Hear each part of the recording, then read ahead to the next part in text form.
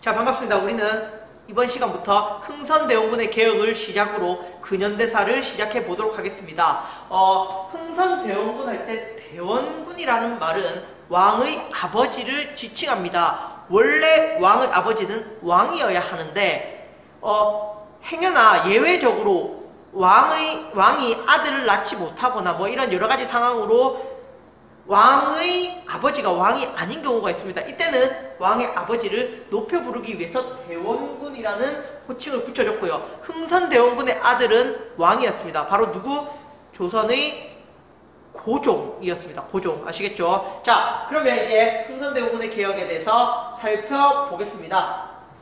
19세기에 어떤 상황이었냐면 사실 19세기의 조선은 몰락하던 상황이었습니다. 일단은 우리가 지난 2학년 때 배웠던 세도정치라는 거, 뭐 몇몇의 가문이 정치를 독점하는 형태입니다. 대표적으로 안동 김씨가 있죠. 안동 김씨. 자, 그 다음에 삼정의 문란이라는 것이 있었습니다. 백성들이 고통을 받았습니다. 뭐 삼정이라면 전정, 군정, 황곡, 이 세 가지 기억나십니까? 전정, 군정, 황곡, 이 세 가지 세금 때문에 백성들이 고통을 받았다.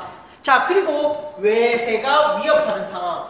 위에서는 러시아가, 그리고 바다에서는 여러가지 이양선, 처음 보는 배들이 조선을 위협하는 상황. 이런 상황 속에서 백성들이 불안하고 고통에 빠지고 있었다는 겁니다. 이런 부분을 개혁하기 위해서 짠! 하고 등장했던 사람이 바로 흥선대원군이고, 등장했던 흥선대원군은 바로 자신의 아들을 왕위에 앉히고, 그리고 고종이 이때 나이가 어렸기 때문에 자신이 대신 정치를 하기 시작합니다. 자, 살펴보겠습니다.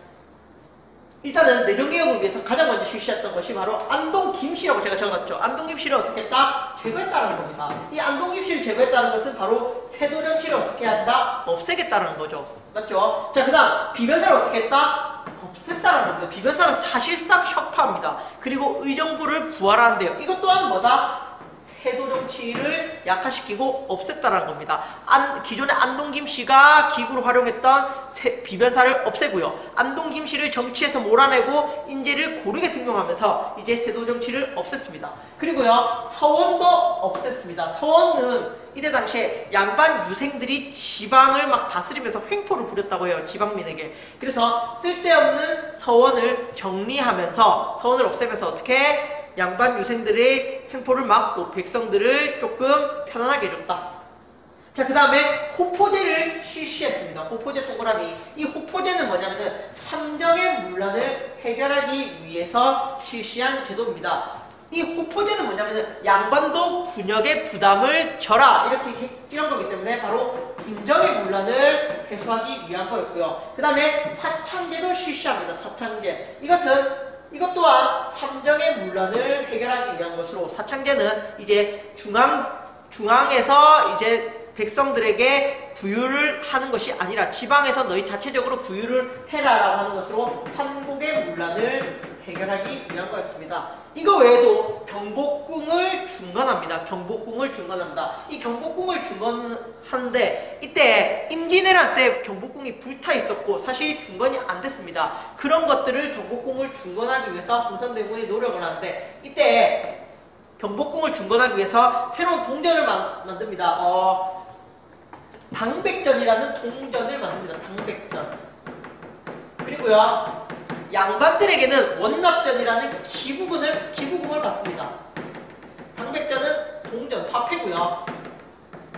원납자는 기부금입니다. 자, 이렇게 되다 보니까 경복궁을 하기 위해서 많은 돈이 들었겠죠. 이렇게 하다 보니까 당연히 이 동전을 발행하니까 물가가 상승하게 되고 백성들이 고통을 받게 되고 원납전을 받게 되니까 양반들은 불만을 가지게 됩니다.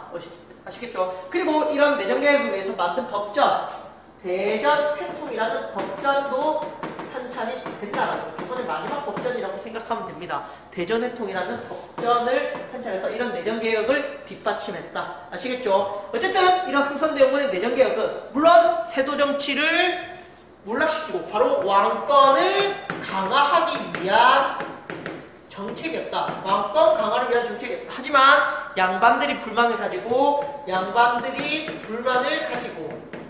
백성들도 어떻게 결국 경복궁 중건의 과정에서 불만을 가지게 됐다. 아시겠죠? 이러한 평가를 받는다라는 겁니다.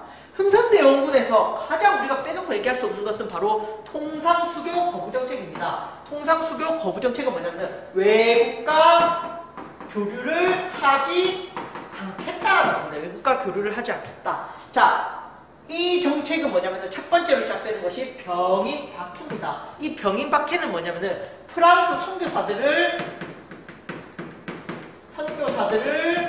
공격한 사건입니다. 처형하고 공격한 사건입니다. 원래 흥선대원군이 프랑스를 통해서 이 외세 위협을 막으려고 했어요. 프랑스를 통해서 러시아의 침입을 막으려고 했는데 프랑스 선교사들이 이런 흥선대원군의 제안을 거부하면서 여기에 화가 난 흥선대원군이 프랑스 선교사들을 제거한 사건이 병인박해입니다. 당연히 이 병인박해는 누구의 심기를 건드렸냐면은 프랑스의 심기를 건드렸습니다. 그래서 일어난 사건이 뭐냐면은 병인양요입니다. 병인양요. 자, 이 병인양요는 프랑스가 강화도로 침입한 사건입니다.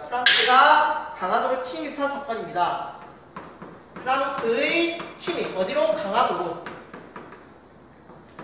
아시겠죠? 자, 이때 우리가 잘 막았죠. 자, 그 다음 제너럴 셔모너 사건이 있습니다. 이 제너럴 셔모너 사건은 이거는 평양에 침입했던 미국 배를 침몰시킨 사건입니다. 누가? 평양의 군인들이 침몰시켰습니다. 당연히 이 제너럴 셔모너 사건은 누구의 심기를 건드렸냐면 미국의 심기를 건드렸겠죠. 그래서 뭐가 일어났냐? 신미양요가 일어납니다. 이거는 미국의 침입이고 이것 또한 강화도로 침입했습니다. 이거 어떤 내용들이 있냐면은 교과서 14쪽에 있는데 여러분들이 한번 찾아보면 될 것 같고 제가 간단하게 설명하겠습니다. 정족산성이 아니라 문수산성과 그리고 정족산성 맞네요. 문수산성과 정족산성에서 우리가 프랑스 침입을 막았다. 그리고 여기 초지진, 광성고 이런 데서 우리가 미국의 침입을 막았다. 사실 막았다라고 하는데 막았다라고 볼 수는 없습니다. 어쨌든 이 정도 제가 정리를 해드리겠습니다. 이거 외에도 오페르트 도굴 사건 이런 것들이 있는데 이런 게 있구나. 자, 통상수교 거부정책은 어쨌든 병인양요와 신미양요라는 두 차례 전쟁을 일으켰고 이걸 꾸역꾸역 막아내긴 했지만 조선에게 외세에 대한 반감을 더욱더 만들어줬겠죠. 그래서 결국 이 통상수교 거부정책의 결과는 바로 척합이라는 것으로 결론이 내려집니다. 바로 서양과 교류하는 것은 매국노다. 이런 식의 내용을 정리한 척합의가 각국에 세워지면서 우리는 절대 서양과 교류하지 않겠다. 이런 결론을 도달하게 되었겠죠. 자, 오늘 이렇게 흥선대원군의 정책을 간단하게 정리했습니다. 자, 오늘 여기까지 하겠습니다. 여러분, 다 같이 따라 읽어 봅시다. 흥선대원군은 세도 정치를 없애 왕권을 강화하고 통상수교 거부 정책을 펼쳤다. 흥선대원군은 세도 정치를 없애 왕권을 강화하고 통상수교 거부 정책을 펼쳤다.